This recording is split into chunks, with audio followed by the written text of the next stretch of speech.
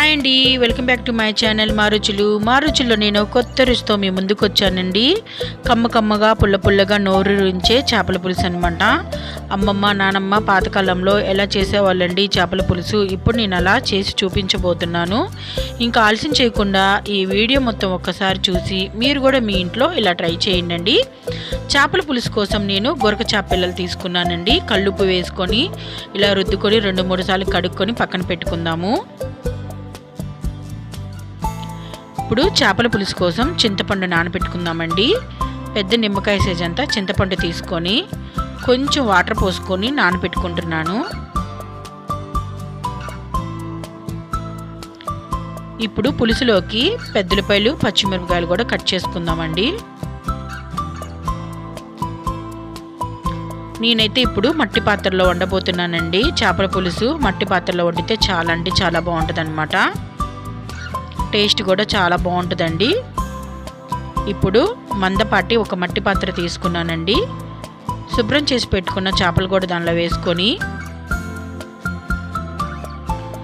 కారం, ఉప్పు, అల్లం వెల్లుల్లి పేస్టు, నేను ఎప్పుడు చెప్పే పసుపు సాంబార్ పౌడర్, దాని బదులు కూర కారం కూడా వాడుకోవచ్చు.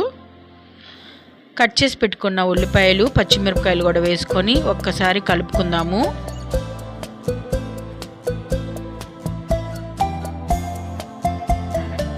ఇప్పుడు కొంచెం నూనె కూడా వేస్తున్నానండి. ఇంకా చేపల పులుసుకి ఇంకా నేను తాలింపు అనేది పెట్టనన్నమాట. ఇప్పుడు చింతపండు నానబెట్టాం కదండి, దానిలో నుంచి పులుసు తీసుకొని ఆ పులుసు కూడా వేసుకొని ఒకసారి కలుపుకొని పొయ్యి మీద పెట్టి ఉడికించుకుందాము. చింతపండు పులుసు ఎప్పుడు చిక్కగానే ఉండాలండి, పలసగా మాత్రం తీయమాకండి. సన్నగా కట్ చేసి పెట్టుకున్న కొత్తిమీర అది కూడా పులుసులో వేసుకుందాము. కొంచెం కరివేపాకు కూడా వేసుకొని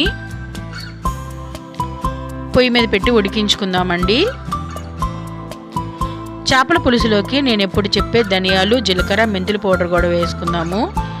వేరొక ప్యాన్ పెట్టుకొని స్టవ్ మీద ధనియాలు, జీలకర్ర, మెంతులు కూడా ఫ్రై చేసుకొని అవి బాగా వేగిన తర్వాత ఒక మిక్సీ బౌల్లో వేసుకొని మెత్తగా పౌడర్ చేసుకుందామండి.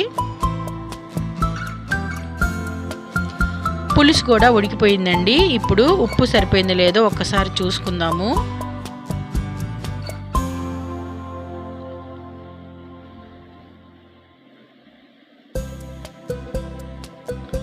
ఉప్పు సరిపోలేదండి, ఇంకొంచెం ఉప్పు వేసుకుంటున్నాను. ధనియాలు, జీలకర్ర, మెంతులు పౌడర్ కూడా వేసుకుందాము.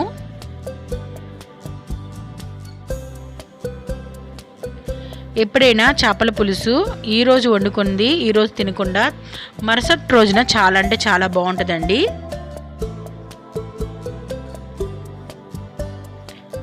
మెంతులు, జీలకర్ర పొడి కూడా వేసుకొని